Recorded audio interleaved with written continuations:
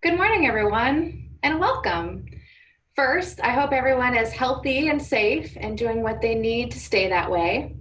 My name is Andrea Ray, and I have the pleasure to serve as the president and CEO at the Chamber. And on behalf of our board and staff, welcome to our SMART Southside Mitigation and Recovery Task Force webinar on the new gig economy.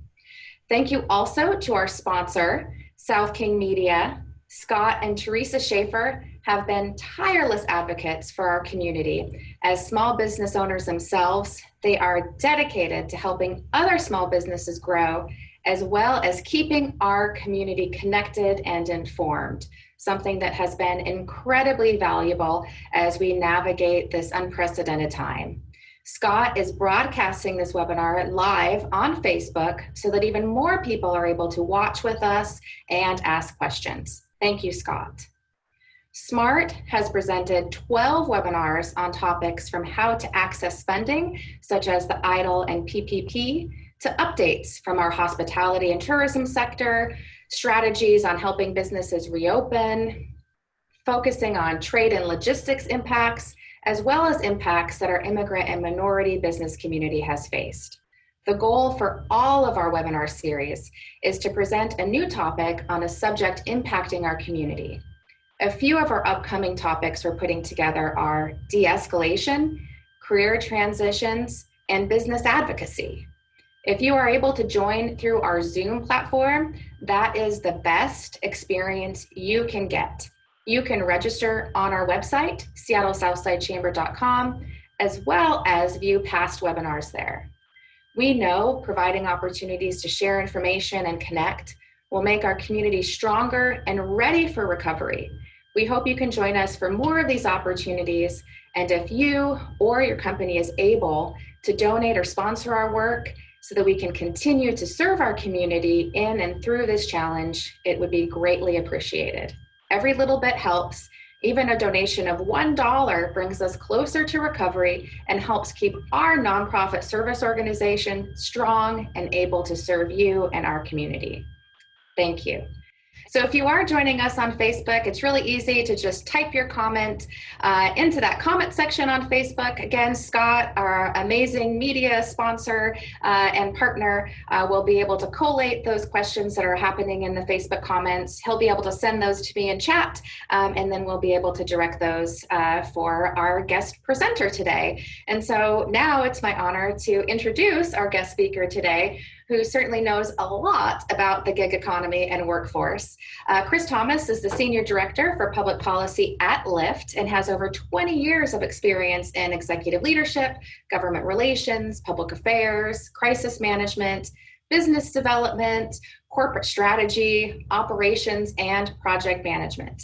As a senior leader at Lyft, he is part of the company's public policy team focused on government relations, political outreach, community engagement, and public affairs in the company's most critical markets.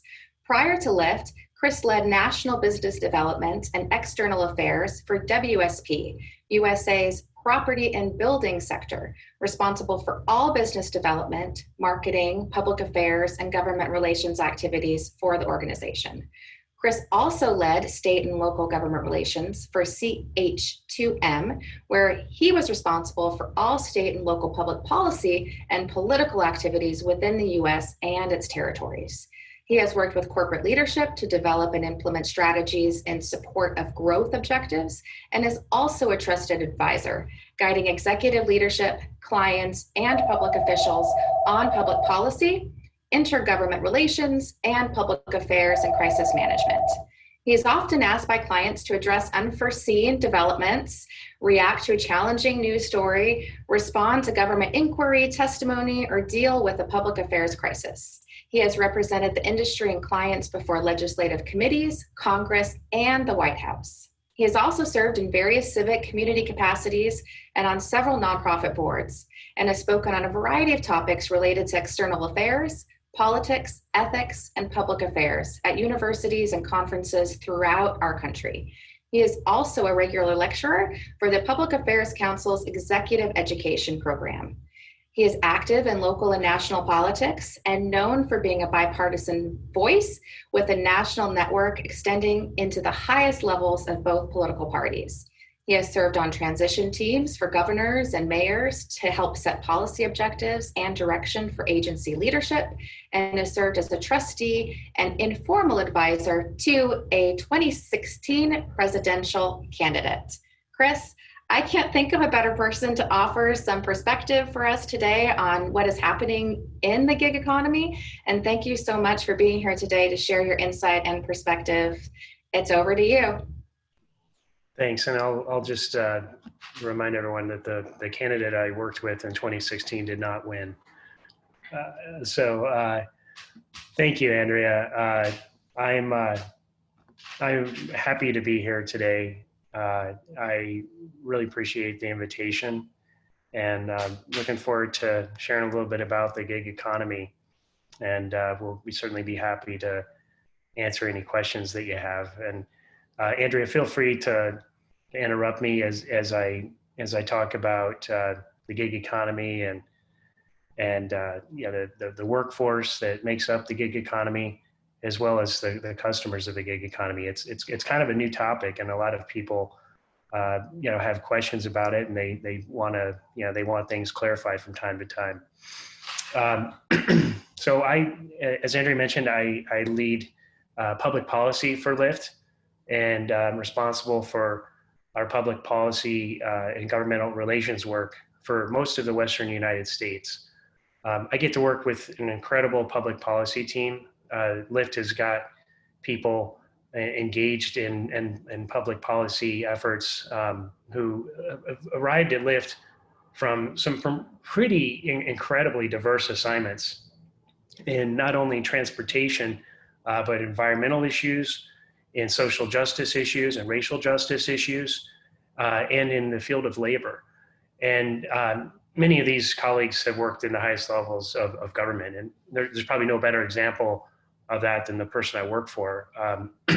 I work for Anthony Fox, who is Lyft's chief policy officer, and he was the last US DOT secretary under President Obama. And career journeys often unfold unexpectedly, and Anthony actually happens to be the second US DOT secretary that I worked for. About 20 years ago, I got my start in public policy and politics, working on Capitol Hill for US Representative Ray LaHood, who actually later went on to become President Obama's first Secretary of Transportation. But as President Obama's second Transportation Secretary, Anthony did a lot of really cool work.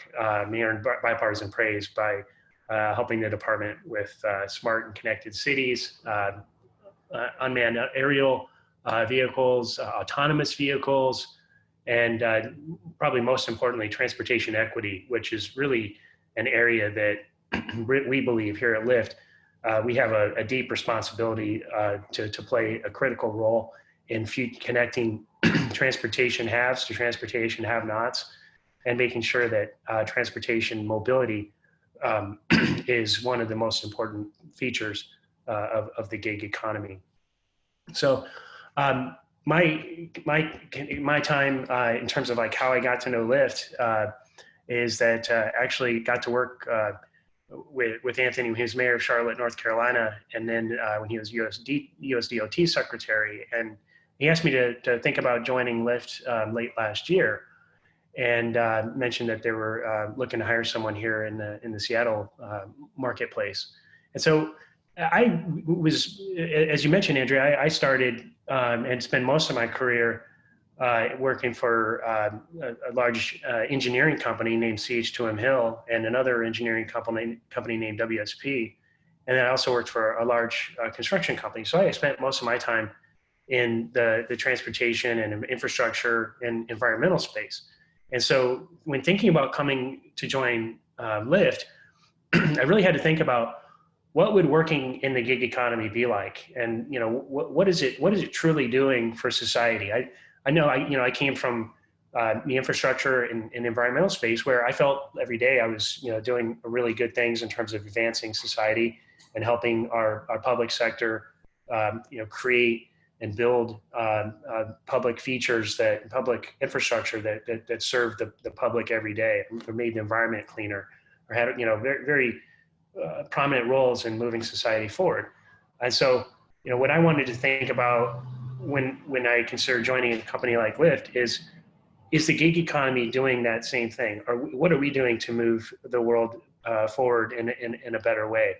And it was really cool in that, when I really got to learn more about Lyft, it was pretty incredible to learn how much more, how involved this organization is in defining transportation policy and in helping people get around who don't have easy access to vehicle ownership, and how it's really redefining how people work by providing flexible options for people who simply want to work where and when they want, or to be able to really work on demand, as people tend to call it. It sounded pretty exciting, but I also wanted to make sure that Lyft was committed to doing the right things for its gig workers. So during this process, Anthony introduced me to Lyft's co-founder and president, a gentleman named John Zimmer. And it was super exciting to hear how John's vision and what that vision was for Lyft from when it was founded 8 years ago to what it could look like in the future, and how it would potentially, how we can help through the gig economy and through this different look at transportation shape the future, and how we think about how transportation interacts with our cities. But what also intrigued me about it was how eager John and Anthony and really the entire Lyft team were to implement a modern workforce protection system for Lyft drivers, because these are workers who are in an industry that is fairly new, and so we're all kind of writing the rules about what this industry is and how people work. And so these colleagues, they truly want to make sure that this company is providing opportunities for people to have flexible work opportunities, and to ensure that they're well paid and have access to worker protections such as proper insurance. We also recognize that we needed to do more to get that message out, and we probably don't do enough of that in the gig economy, quite frankly. And so that's partly what I was asked to come on board and help with, and frankly, that's why I was excited to have the opportunity to join you, Andrea, today, and talk more about it. So, as I mentioned, I spent most of my career in transportation, and starting from being an engineering student to working for construction companies alongside organized labor, and working with labor as they partner with business and understand how business can help labor and vice versa. And then, of course, in many years in public policy, and so Lyft really encompasses all those things. And so I'm just super excited to be here and help the company really reshape transportation mobility and transform and this new path for on-demand work that empowers individual workers to decide where, when, and how they work. So we just got to make sure we're working with state and local policymakers and helping them understand what that means, and helping them understand what kind of workers use the platform to do this transportation work, and to make sure that we're helping define what the future of that work is by helping these workers and the economy along with it. So what is, for those who don't know Lyft very well, what is Lyft, and what is ride sharing, and how does Lyft help with ride share? For those who haven't heard the term transportation network company, or TNC, you'll probably hear me use the word TNC from time to time, and that stands for Transportation Network Company. And that's really what Lyft is. It's a transportation network company that helps connect drivers to riders through a simple ride-hailing app that you keep on the phone. And it's funny, I didn't know this till I joined Lyft, but the term transportation network company was actually coined by my counterpart, my public policy counterpart for California. And she was, her job before joining Lyft was she was the chief of staff to Governor Arnold Schwarzenegger. And before that, she worked for multiple governors in California in both parties. And she got to know the gig economy as it was first emerging. And, you know, these working with organizations like Lyft and Uber, and in her roles at the in public policy and in the public policy sector, I think she had really a unique view into what these companies were doing and how they were trying to use this platform to connect riders and drivers in a unique way. And so she came up with this term, transportation network company, and it just totally stuck. And that it's kind of funny. It's, you know, kind of the industry norm of what people think about TNCs, but I'm proud to say that it came from one of my counterparts over here at Lyft.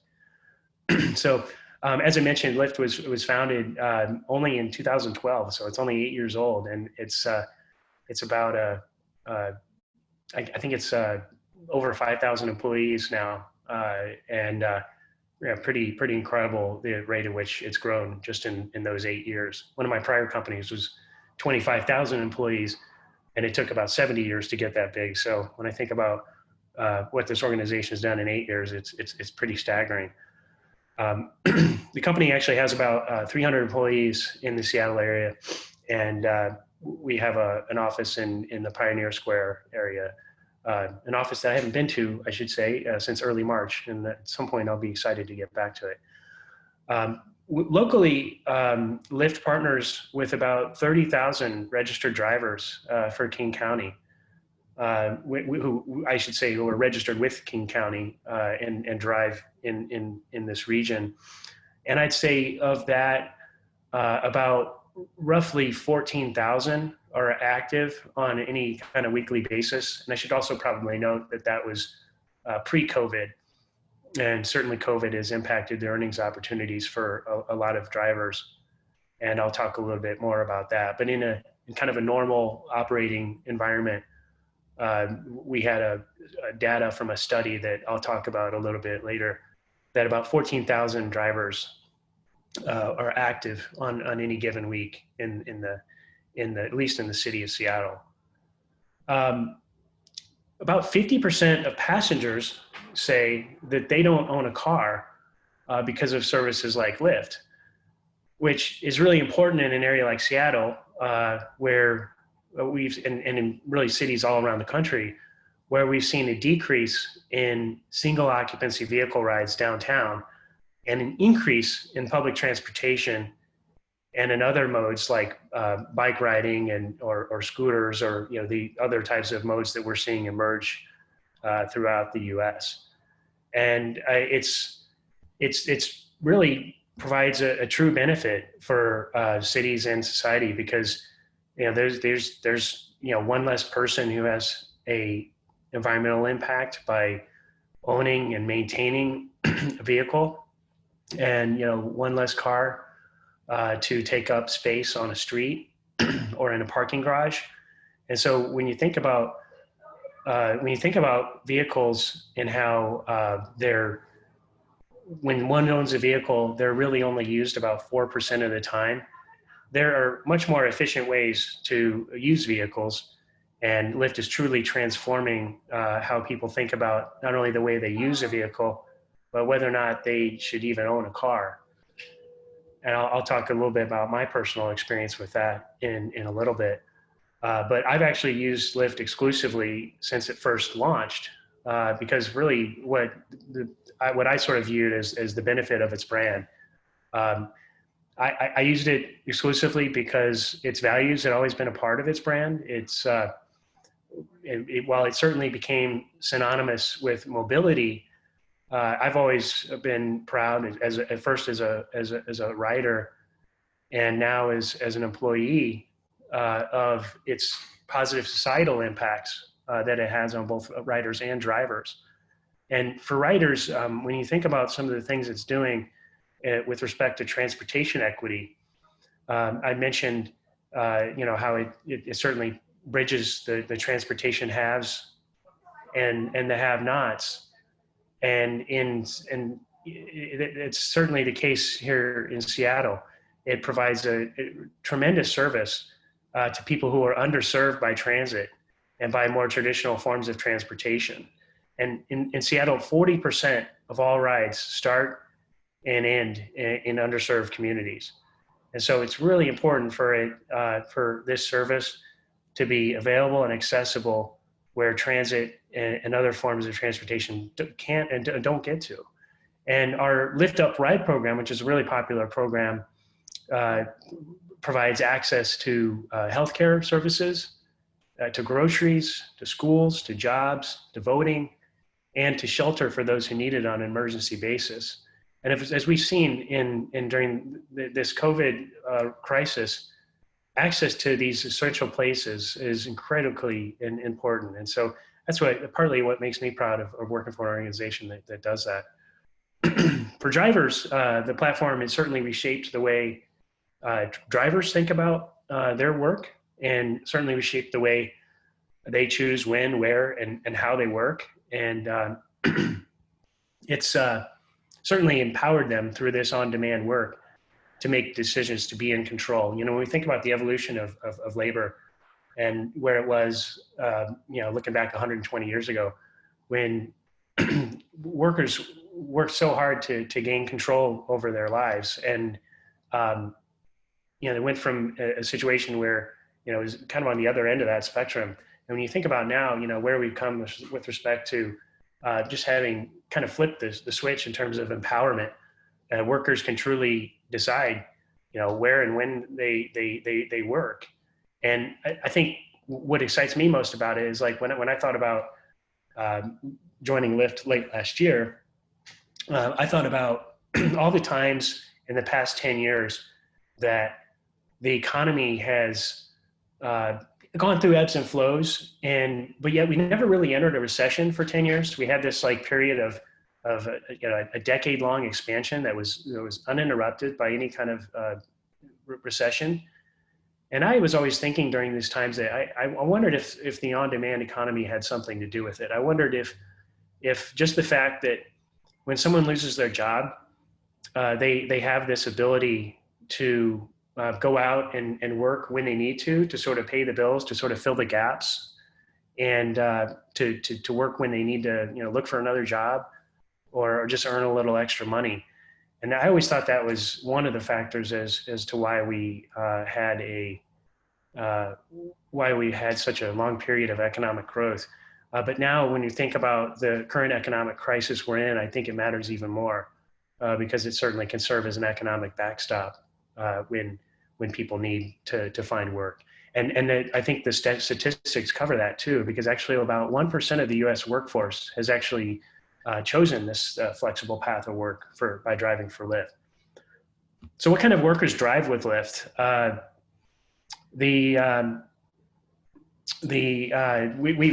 looked at this, and we've looked at who is driven for Lyft, and what makes up the workforce. And as I kind of alluded to before, it's kind of like everyone. I mean, when you think about the fact that 1% of the U.S. population is driven for Lyft, that's a space for anyone who's a self-employed individual who wants to partner, with us and use this platform to connect up with riders, and that's anyone who wants to schedule their own work when and where they want. That they can work around competing family, school, and work schedules, and earn in times that make most sense for them. And so that could be a single mom who's juggling work, or it could be someone who needs to work around a kid's school schedule. It's someone who wants to earn a supplemental income in addition to another traditional job. They can certainly, it empowers this ability to work when and where you want, can empower them to work around that traditional 9 to 5 time frame. So here in the Seattle area, there's a lot of statistics that certainly reinforce that. 68% of workers who work full-time in addition to their work on their work on the Lyft platform, they say that flexibility is important to them because they can drive in hours that don't conflict with whatever else that they want to do. A lot of drivers are retirees who are receiving a pension or some other form of fixed income, and they want to use the platform to drive with Lyft, and that's about 18% in this marketplace.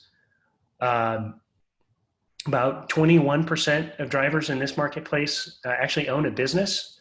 I mentioned before, there's this like fiercely independent nature of rideshare drivers. They want to do this. They also want to do other things. And 21% of the the drivers in this marketplace, they own another business in addition to doing the work on the platform. In this region, 63% of the area's drivers identify with the minority group. And that's compared to 35% of the Seattle's general population that identifies as a minority group. That's incredibly important to us when we think about the workforce we're trying to help and ensure that this workforce has access to strong wages and workforce protections, especially when we consider that people of color are often disproportionately or adversely impacted economically, or as we've seen tragically during COVID, they disadvantaged through different health outcomes. Our surveys also tell us that there are really meaningful reasons why people value the flexibility to drive wherever they want.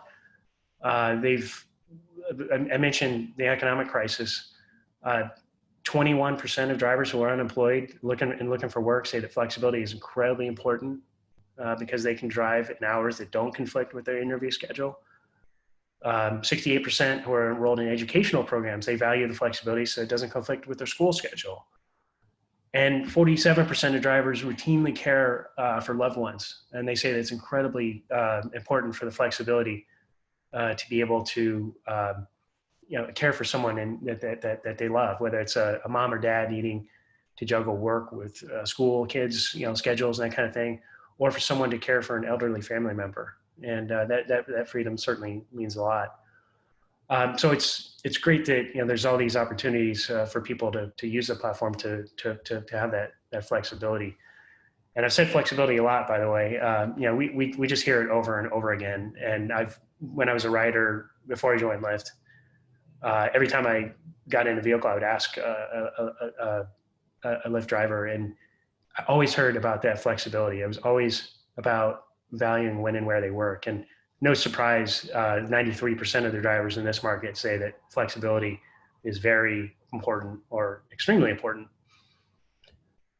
So what about riders? For riders, riders who maybe don't want to own a vehicle, Lyft has made car ownership optional. It's really made it accessible to the masses and upended how people think about mobility and car ownership. And I'm kind of living, I guess I really am living proof of this. I actually have valued the ability to call up a ride when and where I want it.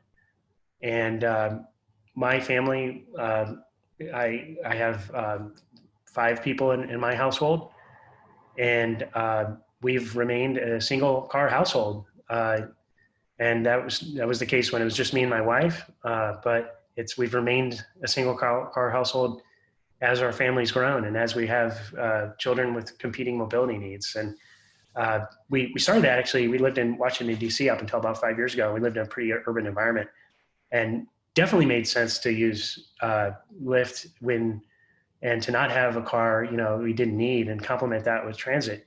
But I was pretty surprised, like when I moved here, I was thinking, well, this is a less dense environment, so maybe I'm just going to have to bite the bullet and get another car. But it turned out we were able to sustain the approach here in the Seattle region, and I don't live in a dense part of Seattle or anything like that. I actually live in one of our surrounding communities, and I was able to sustain that approach by using a combination of Lyft and transit. So we're finding that a lot of people see that that's a really cost-effective solution, and certainly one that's good for the environment. And as I mentioned, considering cars are only used 4% of the time, it's a good solution just in general. And the numbers back it up actually in this marketplace. 47% of riders in this marketplace use Lyft to get around when public transit doesn't operate. And 55% of riders have used the Lyft service to get to and from public transportation. So I mentioned before about earnings, like what kind of money do drivers make? And when I mentioned when I joined Lyft, I was a little I just wanted to make sure that I was going to be joining an organization that certainly took an interest in making sure that the folks it partners with have access to good income and have access to the protections that they need. And there was, I think, sometimes you'll hear like an undercurrent about gig workers not offering good money or not offering the right amount of hours or anything like that. And I think certainly address the hours thing, because there's people who can work as little or as much as they want. But I've been really pleasantly, I wouldn't say surprised, because I guess in conversations I've had with my colleagues, I've learned a lot about what drivers truly make. But I was really happy to reinforce that belief when coming aboard, when we took on and handed over our data to an independent third party. And just last week, we're able to publicly release what's been called the first of its kind study that analyzed data, actual real data from rideshare companies independently, and was able to investigate what drivers actually make. And truly an incredible study, because in this case, Lyft and Uber turned over all of its data to a university researcher from Cornell University, and also the former head of the Bureau of Labor Standards. And they were able to do something that other studies hadn't done before. And other studies had really only been able to survey drivers and try to understand and extrapolate what that means, and extrapolate how many hours people are working or how much time they're logged into the app. And if they're logged on the app for a certain amount of time, does that mean they're actually working or driving? And it had always been really hard to figure out from that data what drivers make. And it also was additionally complicated when you think about that data, that these same drivers, many drivers can be on two apps at once. A Lyft driver is certainly flexible, has the flexibility to also earn with Uber, and vice versa. And there's of course all kinds of food delivery companies and other types of gig work that one might be on. And this study didn't really get into the other types of gig work, but it looked at rideshare driving, and it actually analyzed the merged data from both Lyft and Uber, data that we can't see, because we obviously can't see Lyft's data or Uber's data, and Uber can't see Lyft's data. And so it was for the first time able to really look and see what drivers, how long they were working, which drivers were actively seeking and trying to accept rides, and which drivers may have the app on, but maybe not necessarily are seeking rides. And for us, it was exciting, and I think for the industry and in the general public, as they're reading more about the study that was just released, it's exciting because it's truly independent.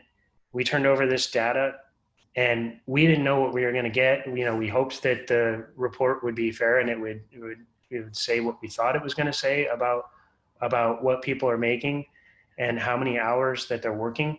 But we didn't know. We didn't have any kind of editorial control over what it was going to say. It was, the author who wrote the report was someone who actually had said he wasn't sure what it was going to say, and he had actually even said some negative things about Uber in the past in public comments, and he made no bones about it. He said, "Look, I don't have any problem throwing you guys under the bus if the data doesn't bear out, and if the numbers paint a very different story about what drivers make." But he was when he presented the data to us, he said, "We should all be very proud of yourself, because no one's being exploited. Everyone's making pretty good money, and y'all are doing the right thing." And we said, "Well, we kind of knew that, but it's but it's really nice to hear it from a third party, certainly someone who's comes from such an esteemed academic institution as Cornell. But it was really, really incredible when we did get to see this study and when it was all laid out by this researcher, because the researcher asked some really, really deep and insightful questions about what is work in the gig economy. Like, it's frankly not that easy to determine when work begins and when it ends, because one can simply have the app turn on, or someone might have another app on. And so, you can't necessarily just add up all the hours someone has an app turned on a phone. And if, someone could get paid for that, I would get paid a lot of money because I always leave apps on my phone. And so how does that work? How does one determine when work ends and when it begins? And so the analogy I thought that the researcher best used was, would a contractor who's preparing a bid to build a house get paid for putting together that bid, or would they get paid for the actual job that he or she is bidding on? And you could certainly argue for both, one or the other. It's probably the latter, but it's probably not the former. But you could argue for both if the payment justifies that, if you can sort of balance the payment with one versus the other. But he basically said it's a complicated question, and the question with the gig economy isn't that dissimilar from that example, and that when is simply being on an app work, and when should a driver get paid for that time, or should they get paid for that time simply when they're going to pick someone up and driving someone where they want to go. And it's complicated, as I mentioned, because gig workers can be on multiple apps, and one could be on an app going to pick up someone while they have a passenger on the road or in the car, and driving on the road to drop someone else off. And so it's, should that person be paid for time in both apps? And in some of those situations, the answer is probably yes, but in most of those situations, the answer is probably no, because we all know that, you can't necessarily get paid for two jobs at the same time. But we were really excited about this report because we knew that, at least locally, the city of Seattle was very interested in knowing what gig workers make and how it should mandate how much drivers should get paid. And it actually commissioned a study, and it had been fairly critical of the gig economy. And so we were really excited to look at this Cornell University study and basically have a third party produce a report that didn't rely on survey data or a handful of driver responses that tried to extrapolate that to a larger proportion of the population. It just looked at real data. And when you look at real data and you look at respective data from multiple companies, that's how you get the best answer. And so, we were really excited that it was able to give us an answer that we felt was indicative of how drivers do. Just with respect to hours, the study found some very interesting things, not entirely surprising to us, but we think it certainly upended the way what is conventional thinking about the gig workforce by the media and policymakers. It found that about 5% of drivers in Seattle work full-time hours. I think most people have this perception that gig workers are overworked and underpaid, but it turned out that only 5% of drivers, even combining their work on both apps, work hours that would be considered full-time. And in fact, only 20% of drivers drove what would be considered part-time. In this case, it was 20% of drivers worked about 19 hours a week. And 75% of drivers drove less than 10 hours a week. And 31% drove less than 5 hours in a given week. And when you look at okay, well, who's riding in those cars for those drivers? Because you could say, well, there's a certain percentage of drivers who are part-time, and maybe 5% of the drivers are full-time, but maybe they're doing all the rides. And that's a reasonable question to ask. But it turns out that the data that Cornell uncovered, that really scrubbed through and ran all these algorithms through to determine what the data said, was that, so basically they looked at uh, almost 3 million transitions of rides, people logging on the app, picking up a person, dropping off, and that kind of thing. And they were able to determine what riders were in these vehicles as well. And so it turned out that 80% of the rides were completed by drivers who didn't drive very much at all. They were people in the part-time kind of flexibility, examples that I mentioned before, who were doing this to either supplement some other income, or they were just doing this around other time that they had, or other caretaking that they were doing. And so 80% of the rides were completed by drivers who work somewhere between 7 hours a week and 19 hours a week. With respect to earnings, the report was also really, like, as I said, incredibly helpful in telling us, painting a full picture of what drivers earn, because it's ride sharing. They're bringing their own car to this work, and they are responsible for their own car and for its maintenance and its gas and that kind of thing.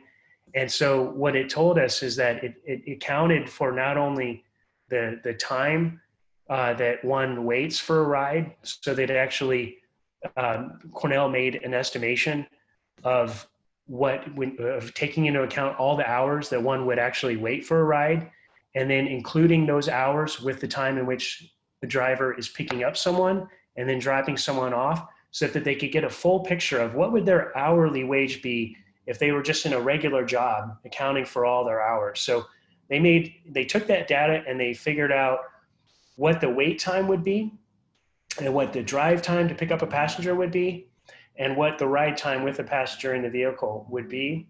And then they took that hourly number and they deducted it for the expenses that a driver would encounter during that time, whether it's through depreciation of a vehicle due to the wear and tear it takes on through driving all these miles, or through gasoline, or typical kinds of expenses like that. And they deducted those expenses. And the Cornell study reported that typical driver earns more than $23 an hour, even with that time spent waiting for a ride and after expenses. And so we were happy to see that, because it, like I said, it told a story that drivers weren't overworked and underpaid, but they're actually pretty typical. They were pretty typical of the workforce, and that the typical driver representing full-time, in this case, again, most don't drive full-time, but if you extrapolated it to a full-time worker, they would earn about $49,000 per year after expenses, which is significantly higher than taxi drivers, who we understand to be making about $35,000 a year, and awfully close to the Seattle median for all occupations, which is about $52,000 a year. We also, speaking of taxis, we also learned that about 9 out of 10 drivers made more per hour than the average taxi driver. And again, that was after expenses. And I mentioned we looked at this report, and we wanted to make sure that the Cornell report deducted for expenses. And sure enough, they did. And that when you look at all the money that was earned, they deducted, and they came up with a way to deduct for all the expenses that a driver would encounter. And for every $10 earned, drivers had only about $1 on average in expenses. So we thought that it was pretty exciting that we have the ability now to look at the real data from both companies, from both Lyft and from Uber. It'd probably be interesting to get a look at it when you think about gig work and work that people are doing, not only with rideshare companies, but those who are also doing deliveries, and what that might look like. I think there's also a lot of research that can be done with respect to tax treatment. Certainly, drivers get better tax treatment as independent contractors than they do as employees in a W-2 type of job. And so there's a lot more lot more research that we think would be great to get underway after seeing the results of this study. And but I think the underlying takeaway for me was you can do all the surveys you want about sort of what people or what drivers are doing and what they're experiencing, but without merging the data of all these companies to really understand what the picture is, it's hard to know what the data what the answers really are. And we want to look at data to get us the answers that we need when we're making policy making decisions. And we know that the city wants to know these answers. And so we know it's important to look at data when you're talking about climate change or how we react to COVID, when we think about reopenings and that kind of thing. And so we're just excited that we have some real data here that our policymakers can take a look at and see, and hopefully make some good decisions around how we work and how we make policy decisions with respect to the gig workforce. Andrea, I've been talking for a long time. I don't know if I know you mentioned. I know the series. You're talking about COVID and its impact on workers, and certainly the ride sharing economy is no exception to that. We've certainly been impacted. I'm happy to talk about that, or I'm happy to talk about any questions that you might if you might want to ask. If there's any kind of like follow up to anything I've said before, I'm happy to address anything you'd like. Perfect. Yeah, we are getting a lot of questions in here, Chris. So I appreciate you taking a pause, and then we can, address some of these questions and elaborate. And then if you have any final thoughts, we can close it out. So I'm just going to kind of go through them, in order here. One question we have is, what will gig businesses have to do to survive this pandemic? Also, the realization that this might be the first of what could be more future pandemics, that has definitely, come up before.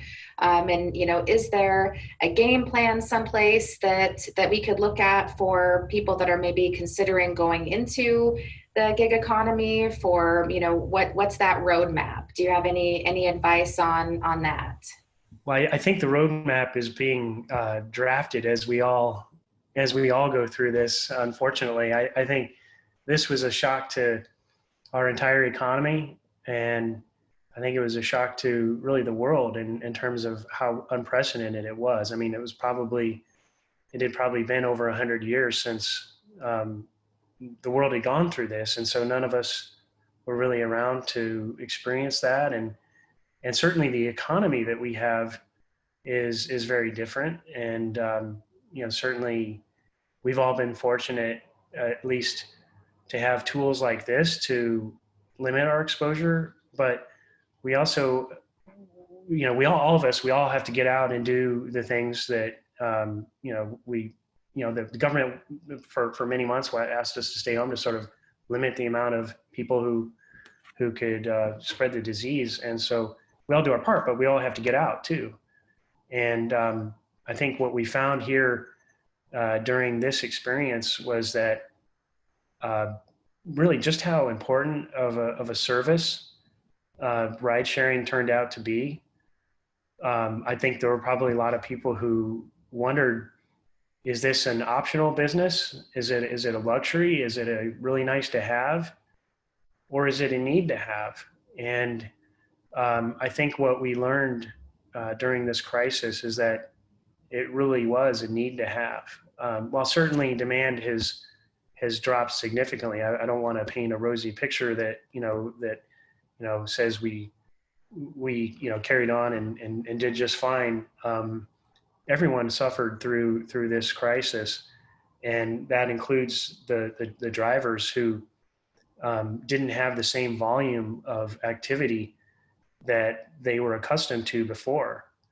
And what we saw, though, fortunately, was that it was valued, it was deemed an essential service.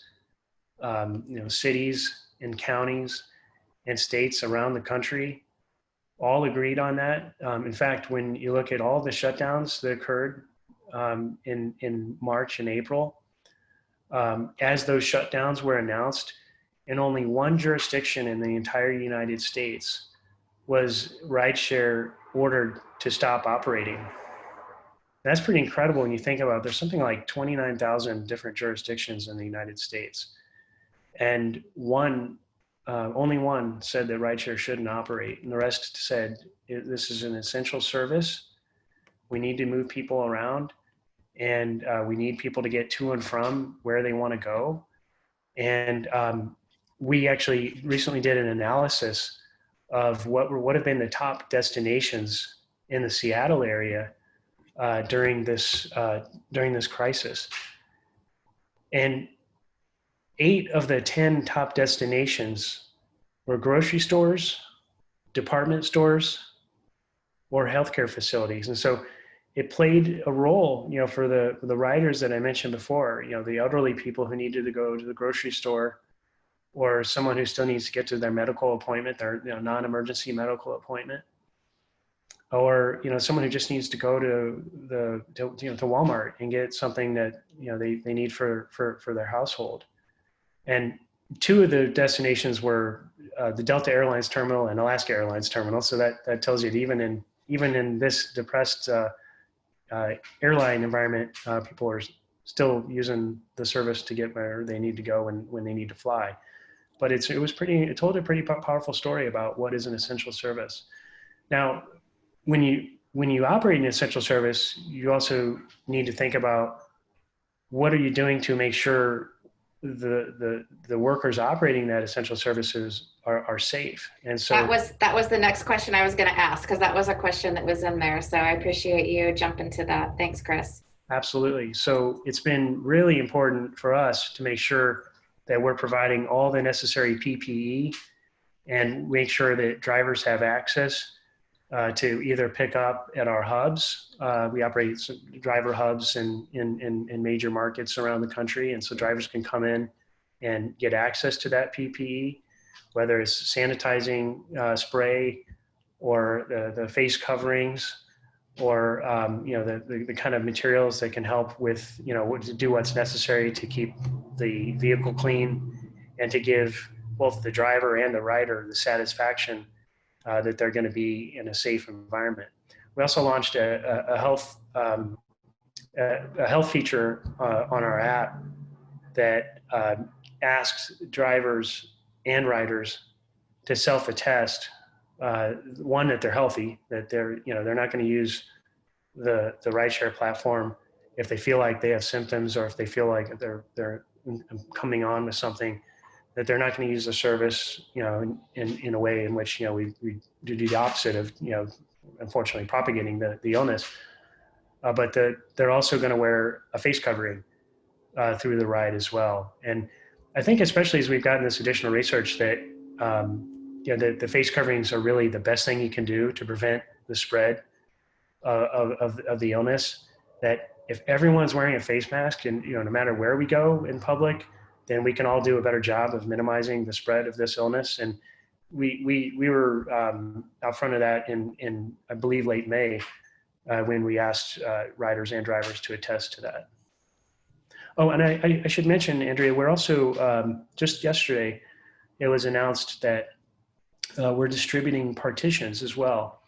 And so there's these, trying to think of the best way to describe it without showing a picture. There's basically like a clear plastic partition for drivers to have available to install between the front and back seat. In Lyft, we'd always encouraged people to ride in the front seat if they want, just because it's, sort of improves the connection between people. And we sort of had this, like, the reason I always liked Lyft when as a rider, like 5 years ago, was like, it just had this very like egalitarian kind of feel to it. Like, it's not like this exclusive like nightclub on wheels or anything like that. It's, it's meant just to connect regular people with regular people. And so it was always encouraged, like, sit up front, give someone a fist bump, and, away you go.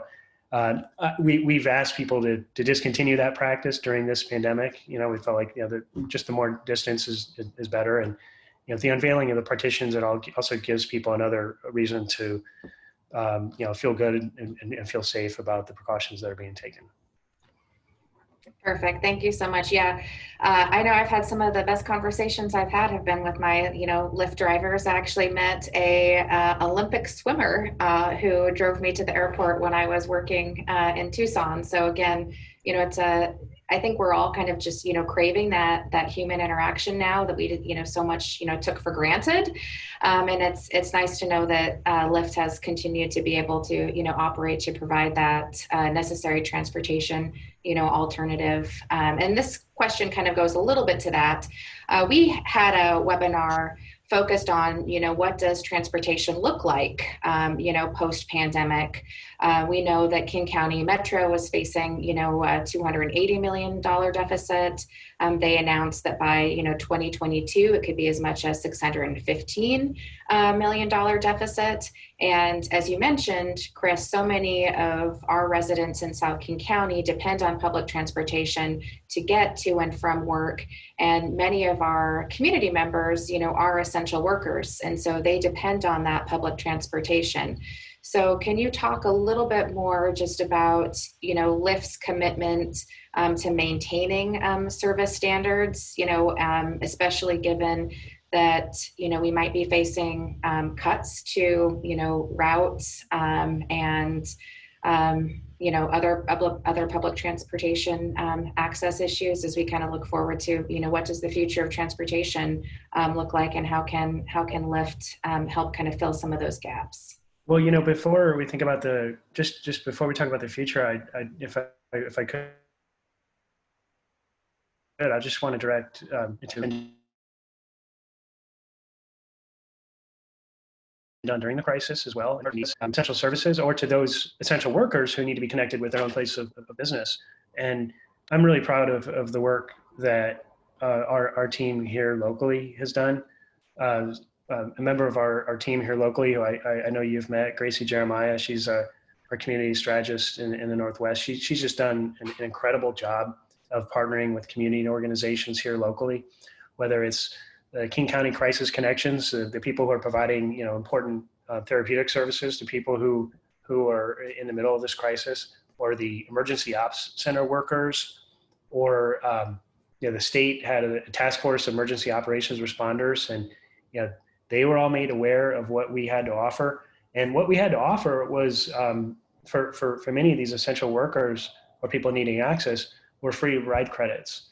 And we distribute thousands and thousands of dollars of ride credits for people to get to and from where they needed to go. And another example is the Urban League of Tacoma and the Urban League of Seattle.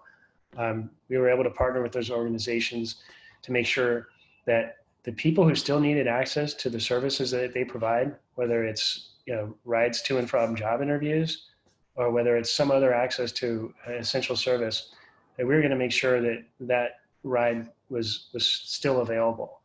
And in some in cities in which we operate bike sharing, for example, we've also partnered with and made those vehicles, those micro mobility options, available free of charge for the healthcare workers who need to get to and from their place of business as well. So that's what we've been doing. That's one story of many that we've been doing with respect to the current pandemic, and really our response over the last few months.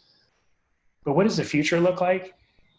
I mentioned earlier in the call, I came out of the transportation and environmental world and the engineering world, and I spent many years working on transit. And it was very important to me when working with clients like King County Metro and Sound Transit. And it was very important, even in those times, even before I knew rideshare as intimately as I know it now, to make sure that ride sharing was part of that solution. I remember back in 2016, we advocated very strongly for the passage of Sound Transit 3, which was our $54 billion initiative that would expand access to transit for the entire region. And that included King County Metro, Sounder, as well as Sound Transit. And as we advocated for that, as we made our case to leaders around the community, even then, even when ride sharing was relatively new, we talked about how that transit can only serve so many places, and that we wanted to make sure when we were selling this to the public that we weren't overly selling it, or making people think that it was the panacea that provided access, for everyone to access anything. We're talking about fixed routes, and there's only so far, so many places that transit can go, and there's always this first and last mile connection that we need to make sure we are solving for. And even, I guess it was 4 years ago when we passed ST3, we were talking about the need to partner with ride sharing organizations and bike docking. It was bike docking at the time, before bikes were, a little bit more free flowing and involved in, kind of everywhere. But we were talking about how those are incredibly important pieces of the puzzle. And I think now, like in a post-COVID world, it's even more so. It's even more important that we are thinking about how ride sharing can supplement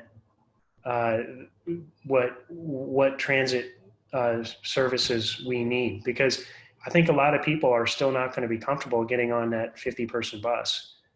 And I think it's incumbent upon leaders in the community, for us as well, to work together to figure out what kind of solutions we can make to give someone the comfort that, they can put on their mask, and as a rider, and the driver can put on their mask, and we can all, we can have a way to get people to and from where they need to go. Not only just to solve that first and last mile issue, but maybe solve, maybe address other transportation needs as well. No, I appreciate that. Our chamber partners with an organization called ACES, which stands for Automotive Connected, Electric, and Shared, and Autonomous. And one of the questions that we have, here is, do we think that autonomous self-driving cars, are kind of the future of ride sharing companies? Again, our ACES group has been looking a lot at, how can that help, the transportation system, and that, especially as you mentioned, that first mile, last mile. Is Lyft currently working on any autonomous or self-driving options at this point? And again, considering what's happening with the pandemic too, it's eliminating at least some of that interaction, right? Mm-hmm. Yeah. So we have an autonomous division that researches and looks into these solutions. Certainly a lot of organizations are looking into this. As I said, I came from the engineering world. I'm kind of a transportation geek, so like this stuff is like totally excites me. When I think about like what does the future of transportation look like. One of the things I asked about when I came aboard was I also kind of had this like, I spent so much time talking about labor and what it means to what this service means for our drivers. And I was kind of curious, well, like what does this mean if like 10 years from now, I don't think we're gonna have like fully autonomous solutions that are like widely available for a long time. But like, what does it mean to a workforce if we have more of these solutions? And all the research that I've seen produced that says we're still going to have a need for the amount of workers that we have today, the amount of workers that associate themselves with the platform and that partner with the platform. There's still going to be the same amount of need for them. One, because the service, we expect the service to grow because I think more and more people realize that having a car sit idle 4% of the time is not always the smartest solution if there's other access, and if it only makes sense if there's access for someone to supplant that vehicle and they have readily available access. And so as that service grows, the need for a driver is still there because just the growth of the AV platform that's not going to take hold the way anyone, I think a lot of people fear that like it's just overnight it's just going to be up and running and there's never going to be a need for a driver again. That's certainly not the case. I've looked into automation and mobility, and back in January, I was at the U.S. Conference of Mayors in Washington, D.C., and our mayor, Jenny Durkin, actually leads a task force on automation, and she had some really insightful speakers speak on a panel about what that future looks like. And and unanimously, at least the two outside panelists that were on the panel, they both agreed that the the workforce on kind of like the lower half of the economic scale is actually going to have a greater demand. There's going to be a greater demand for that workforce on the lower half of the economic scale as things get automated. It's a little bit counterintuitive because I mean, it certainly is like I was watching this kind of scratching my head, and then kind of doing the research of like, oh, okay, that makes a little bit more sense. But as we take on more of an automated world, and as things become more automated, there's still actually going to be a need. It'll be even greater need for workers in that environment. Perfect. Thank you so much. I'm just going to pull up these questions here. And so another question from one of our Facebook viewers, they're asking if you are familiar with an independent economist study from Berkeley and the New School NYC that was just released for the Seattle area this month. And some of the recommendations, from that study were to establish a minimum pay floor, increase the minimum, per minute pay, raise the pay by, more than $65 a day, and then also to reduce platform, commissions. And so I don't know if you're familiar with that study and can speak on it specifically. If you can't, I just want to let everybody know that, we are able to, get back to, people, later with, if there are, things that, maybe you're not aware of the study and can't speak to it specifically. I'm actually very familiar with the study. I'd be very happy to address my thoughts on that study.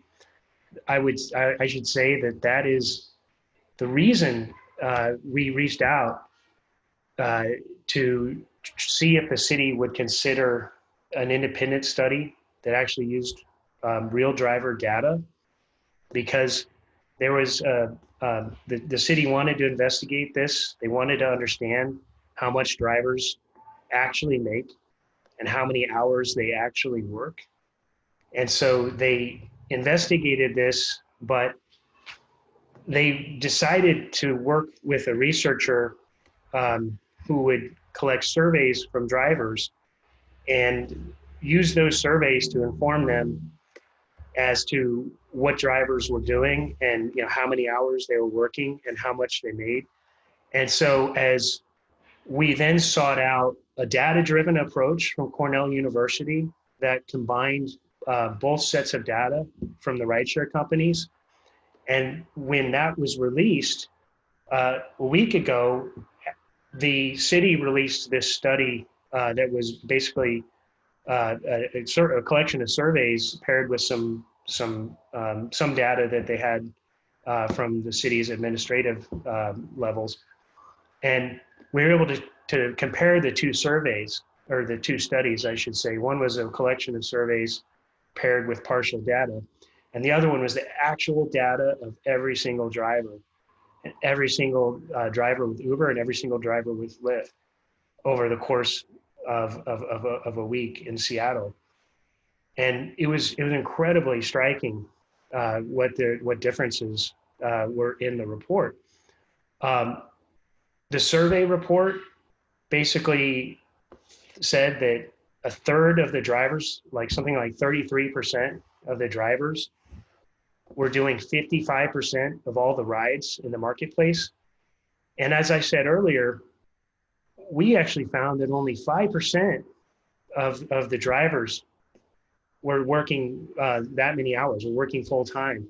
And they were only doing like 17% of the rides. And so we looked at that, and it kind of made sense. Why are there so many differences between one study and another? And the answer is, when you're collecting surveys from rideshare drivers, you're going to get answers from the most committed rideshare drivers who are working maybe 30 hours a week and who have time and investment in this to fill out, in this case of the city's survey, a 53-question survey. And so we were able to tell from that the data was very skewed in that favor. And we said, how can you rely on data from a survey if it's skewing even the amount of workers who are reporting hours and the amount of workers who are full-time. Just to give you another example, um, the, um, the survey that the city conducted, it found that 52% of drivers on these platforms multi-app, but our data showed that only 33% multi-app, because the data is the data. You look at the data and you see who's actually on both apps. But when the Cornell report broke down by driver type, who's multi-apping and who's not, it actually found that full-time drivers, 42% of them multi-app, which actually isn't that far off from what the city survey said, but only 15% of casual drivers multi-app. So it shows that they were missing thousands and thousands of earnings information for drivers that never bothered to respond to a survey. Because again, if you're working 5 hours a week or 10 hours a week or 12 hours a week, as we found that 95% of drivers are actually doing, you might just not be that invested to fill out a 53 question survey. I don't know if there's any other questions I can answer about the report, but bottom line is I know it pretty well, because it basically, it's why the Cornell University academic study was taken on, because we just felt like a survey really isn't, a scientific survey isn't really going to tell us anything. Gotcha. No, I appreciate that. And I absolutely.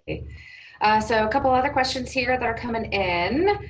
So, here's a question about, again, the gig economy, right? The gig economy is more than just, TNCs, and a lot of, my husband is part of the gig economy, right? He's a projection and a lighting designer, right? So he's used to, working, contract to contract, and, project to project.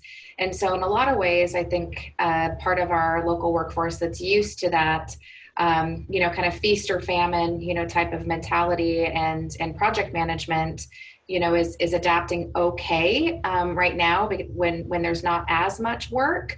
But when we look at, again, the future of, what types of gigs, are going to survive, this pandemic and this economic downturn. As we all know, we're in an active recession right now.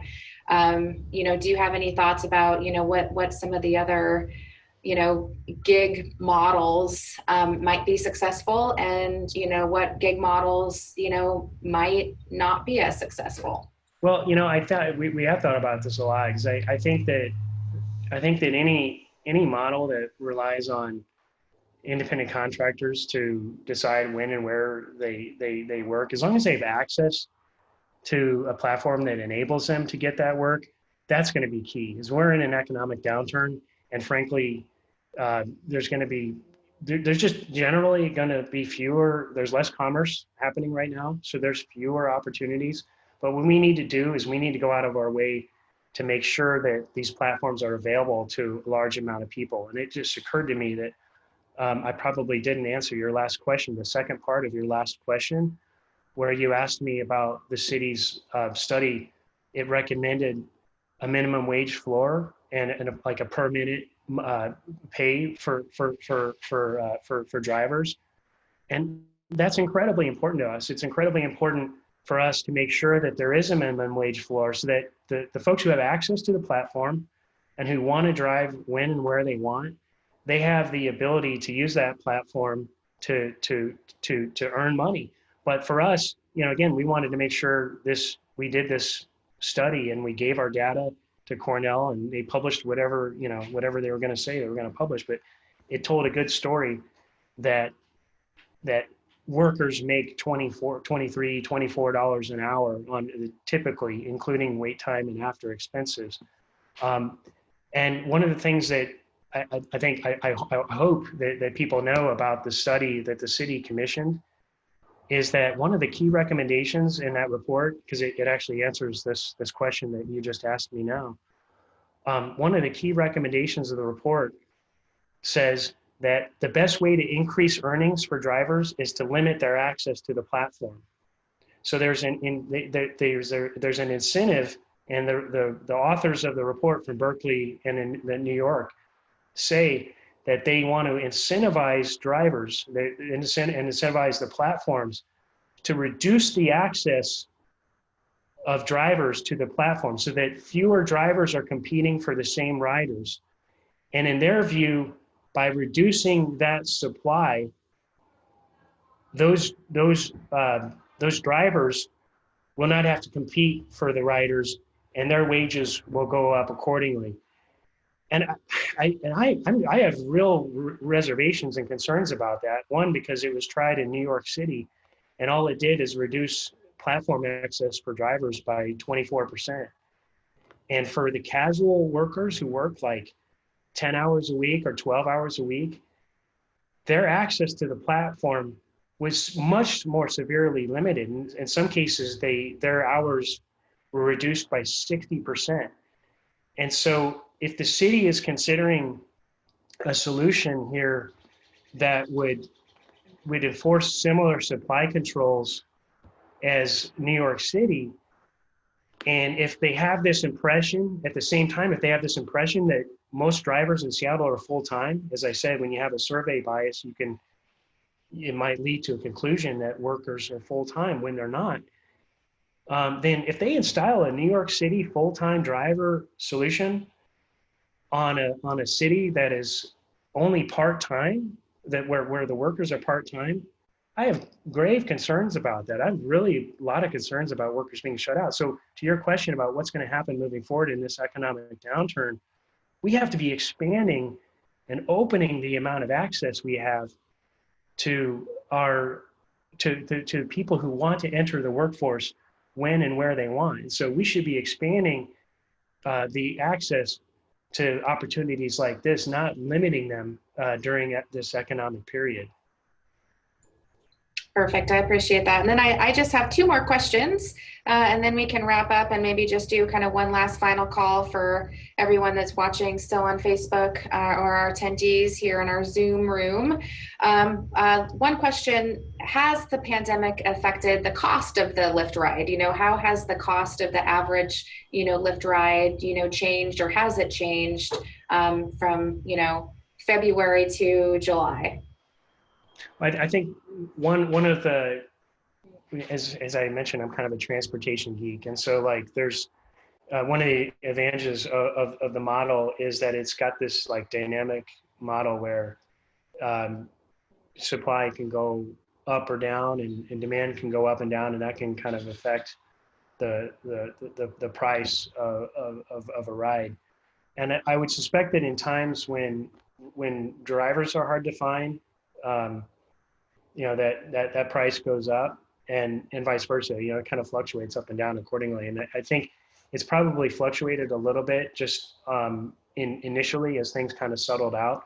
But to my knowledge, I'm not aware of any like overall trends that say, it's gone up or down. It's usually fairly well controlled just due to the, kind of the supply and demand balance that's created by this. And frankly, that's what the beauty of the platform is for all these part-time workers. Like, they can just turn on the app and say, oh, it makes sense. It looks like a ride request is coming in. They can reject the ride anytime they want. But if rides get rejected, there's an opportunity for another ride to come along. And so there's this really cool demand model that enables the balance to be kept in place, and for prices to remain both reasonable. For prices to remain reasonable for the consumer, for the rider, and for pay to remain where it needs to be for the driver as well. And that's why we advocate for the city, for example. We actually would advocate for a minimum wage floor, because we want to make sure there's a floor, but we also don't want any kind of solution where supplies are controlled in any way that would really mess with the ability for a rider to get a ride, and frankly for a driver to not have a ceiling. Like we want a floor for a driver. We want a minimum wage floor, but we don't want that to be the ceiling either for a driver. And with a dynamic pricing model, it's such that if rides are hard to come by, then a driver should be incentivized, and that driver should have the ability to enter that market when and where they want, and not be subject to a floor but have an unlimited ceiling as well to earn as much as they possibly can if that's what the market would dictate. Perfect. Great. And so then I think this last question is a little bit more for the chamber, and then Chris, you can chime in if you have any thoughts as well. But the question is, are there any new business models or plans, that we've seen that have been really successful, maybe in response to the pandemic, or as we look again, into the future? And I think as you've mentioned, it's just really important that all business can be, resilient and adaptable, right? So no matter, whether it's Lyft or whether, it's another business model, the one constant always is just change, right? And so how quickly businesses are able to adapt to, change does kind of dictate, their level of success. Right. So I think about my dad, who owned a pharmacy for almost 50 years. And man, when he opened that pharmacy, things looked a lot different than when he closed the pharmacy. Right. People would, bring in the paper prescriptions, and, they'd pay with cash. And, by the time, he closed his store, there was no paper. Right. There was no cash. So I think that all businesses, just need to be able to be, aware. I hope that businesses know that they can lean on organizations, like the Chamber, to help them, kind of filter through some of that information, to help them, adapt and create strategies and adjustments to their business plan, as they need to. In terms of like specific business sectors and models that we've seen, work really well. Again, I think about, ride sharing and how, as public transportation has become, harder to access, that's been a benefit for our community. So we can still continue to, get people to where they need to go. It's also a lot of companies that have really risen up, and companies that used to manufacture, clothes are making face masks. We have manufacturers who used to manufacture different, parts. And, that now, as you mentioned, they're fashioning, the plexiglass, protective surfaces. Maybe they made, espresso machines, 6 months ago, and now they're making hand sanitizer stands, right? So I look at, that ability to adapt is really crucial. But in terms of, new business models, or sectors, again, I would look at, for the restaurant industry, it's really leaning on, takeout and delivery service. And I for, retail, it's, curbside pickup and really boosting e-commerce, right? So, we're seeing tremendous changes in e-commerce, for sure. I don't know if there's anything that you're seeing, with what you have to, work with and around, every day, Chris, that you could maybe kind of provide some insight on, what is working really well, and, what sectors or plans or avenues, do you think are, going to weather the storm maybe, better than others? Well, for all of us on Zoom, we all know they're doing okay these days. But we're all sort of we're starting to get back into the real world, and hopefully, knocking on wood, there won't be further shutdowns or anything like that. And as we learn more about this, we're learning things like wearing a mask can do can do a lot of what we need to do to minimize exposure. But there you go. I'm glad you have yours handy. But I think there's going to be a lot of change. I think there's going to be a lot of change as we think about what I'll call interim open economy looks like until we have a vaccine, until people feel better about what we're going to, about sort of being back to normal. But we also have to recognize that, we sort of learned a lot about pandemics and how they can kind of come at any time, and we all have to be ready, and we all have to have plans in place. And so I think just being able to, I think the businesses that have been responsive and been able to react accordingly and to pivot and weather weather the storm as best they can. I think those are the ones that have proven themselves to be resilient. And I'm proud. I'm very proud of what we've done in that regard, in terms of coming up with a plan, making sure that we felt like we could operate the platform in a safe way, in a way that continued to be dependable, and in a way that I think could serve the public. I think we realized that through these shutdowns, the government depended more on us than maybe even we realized before, and it was really, from my perspective as an employee, I was really just pleasantly surprised that the government saw us that way, and that we were able to weather that storm and pivot and make sure that we were ready from a health and safety standpoint, and be able to carry about the business in the most safe and efficient way. Perfect. Great. Thank you again so much, Chris. And then I'll just ask you, any final thoughts, based on, our conversation, today, anything that, you kind of want to leave, everybody that's watching with, before we just close out and say our final thank yous. No, I appreciate that. I think for one, I think the gig economy is here to stay. It's still fairly new, and we all need to sort of figure out, from a regulatory standpoint, what it means to protect a worker and what it means to do right by workers. And that's why I joined the organization, so that we can help our government partners and our policymakers answer those important questions. But when we do that, we have to understand what that work is, and we have to understand what the gig economy is. And I think in taking on these, by looking at things scientifically and looking at the data and taking on important studies like I talked about before, that's how we're all going to understand what the new future holds for this type of independent work. And that's how we're all going to understand, how people work and what is the future of work and how we can protect our workforce better. Perfect. Great. Again, thank you so much for being here, and thank you so much for sharing. I can't imagine anyone else who could speak better to this topic of the gig economy than you, Chris, and Lyft. So again, thank you. Thank you to everyone who was able to attend today.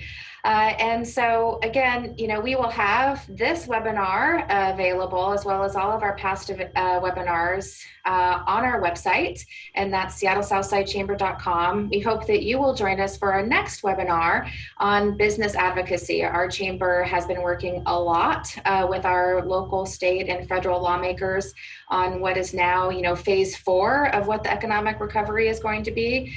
And so it's really important that our members and our community understand what does advocacy mean, especially now that we are in the throes of the impacts of this global pandemic. So we invite you to join for that. And again, we have these webinars that are available. And if you think that you might want another topic, please do, reach out to our chamber. Now is a great time to join your local chamber of commerce.